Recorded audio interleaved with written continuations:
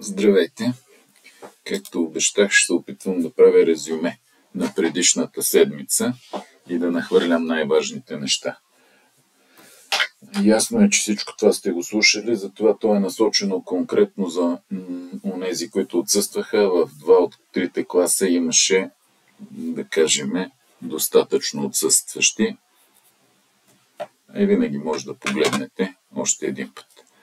Какво ще разгледам първо? В час доста по-подробно коментирахме проблема с ирационални уравнения с един радикал. Това, което е характерно първо за ирационалните уравнения, е, че всяко едно от тях може да бъде решено.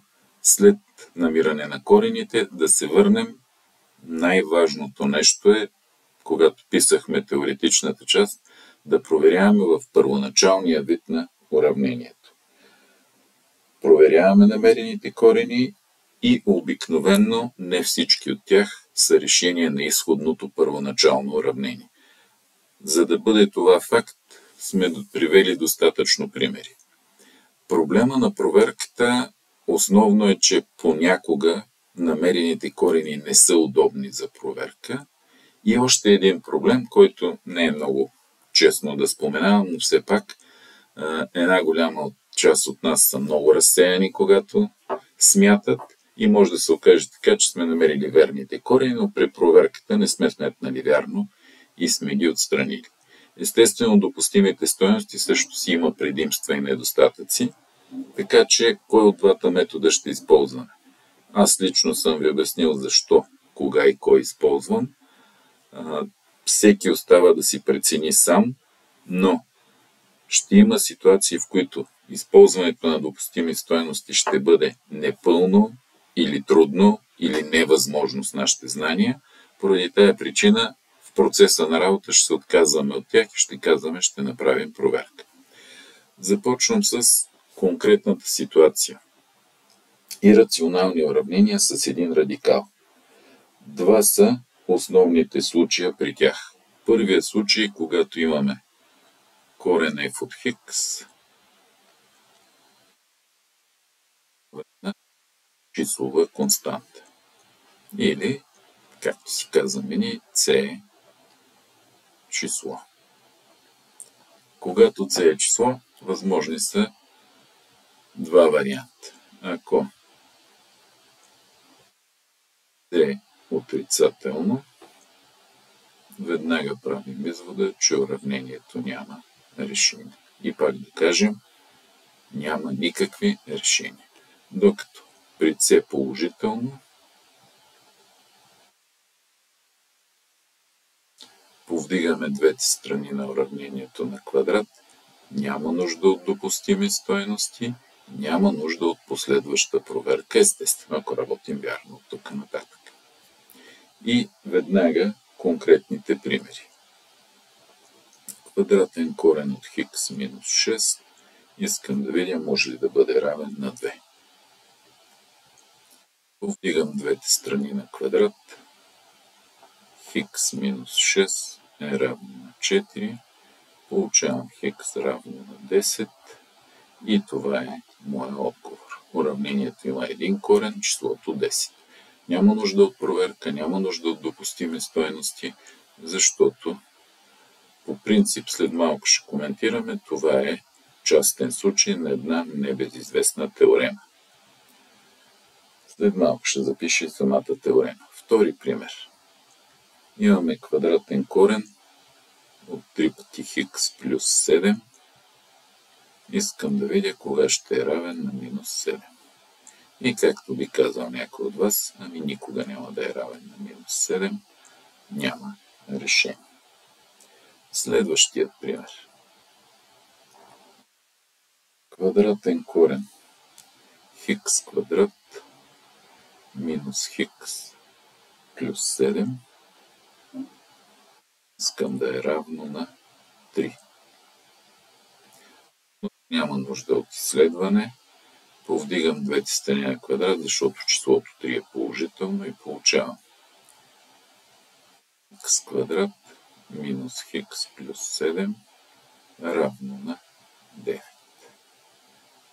Хикс квадрат минус хикс равно 0. Квадратно уравнение с дискриминант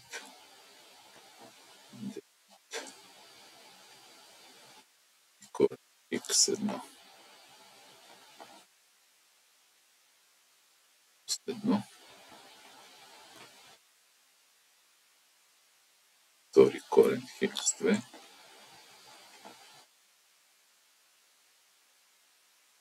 съответно 2. Може за разкош да записвате отговор x1 минус 1, x2 2. От сега да ви предупредя за следния страничен ефект. Доста често при рационалните уравнения, когато са дадени в тест, не се търсят конкретните корени, а се търси техен брой. Затова трябва много да внимаваме. Изключително подло е, когато уравнението има единствен корен 2, а се търси броя на корените. Последен пример на ирационално уравнение с един радикал, при който радикала е равен на конкретно число. Хикс квадрат минус 5 хикс плюс 21. Искам да проверя кога ще е равно на 4.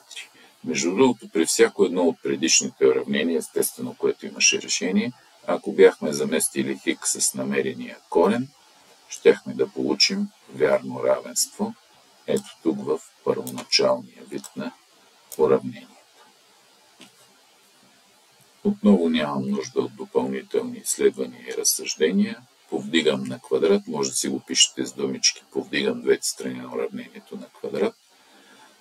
При следващия тип задачи специално ще ви обърна внимание за нещо, което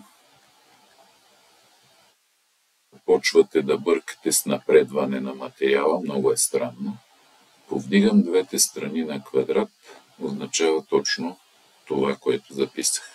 Радикала на квадрата именно изчезва радикала или се унищожава или съкращава и свободното число в случая на квадрат.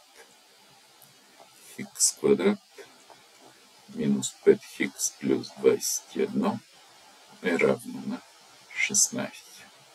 Привеждам квадратното уравнение в нормален вид. След прехвърляне се получава плюс 5 равно. Тук нататък става малко по-забавно. Дискриминантите 25 минус 20 5. Тогава хикс 1 е 5 минус хикс 2 е 5 плюс корен от 5 върху 2. Тя тук някой ще каже, това ако трябваше да го заместя. Точно такива корени, тръгвайки да ги заместим, може да се окаже, че проверката дали корените са такива е по-сложно от самото им намиране. Затова ако познаваме в случая, това са частни случаи, сме сигурни, че тези две числа са корени, няма да загубим излишно време в тяхната проверка. И отговора на това квадратно уравнение са тези две числа. Защо всичко това е вярно? Всичко това е вярно, защото има следната теорема, написана в всички учебници, които разглеждат в 10-ти класи рационални уравнения. А именно, ако имаме корен от f от хикс равно на g от хикс. G от хикс е малко по-широко понятие от числова константа. След малко ще направим такива задачи. Това уравнение е еквивалентно, равносилно или тъждествено на следната система. f от хикс равно на g квадрат от хикс, което се получава след повдигане на двете страни на равенството на квадрат, и g от хикс по-голямо или равно на 0. Теоремата е доказана в нашия учебник, в другите учебници само е коментирана.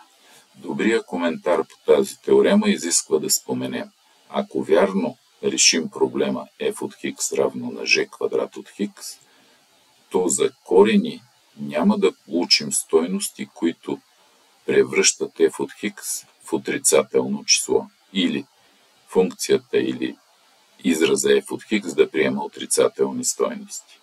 Пак казвам обаче, ако сме работили вярно на първи етап. Аз съм си модифицирал теоремата.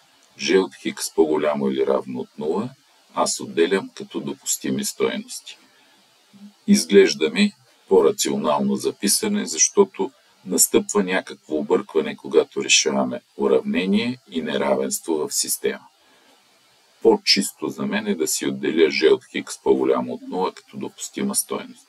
Има си тънки моменти, когато G от хикс е същинска функция.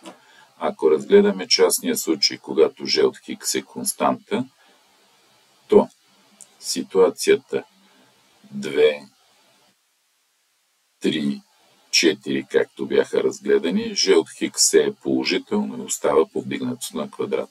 В ситуацията G от хикс равно на минус 7 казахме, че нямаме решение, защото неравенството в системата минус 7 по-голямо или равно от 0 няма да има решение.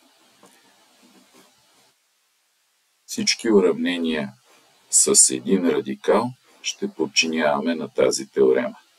Предварително ще гледаме да ги преведем с тъждествени преобразования във вида корен f от хикс равно на g от хикс. G от хикс ще изследваме като допустими стойност, аз така ще записвам и съответно повдигам на втора степен.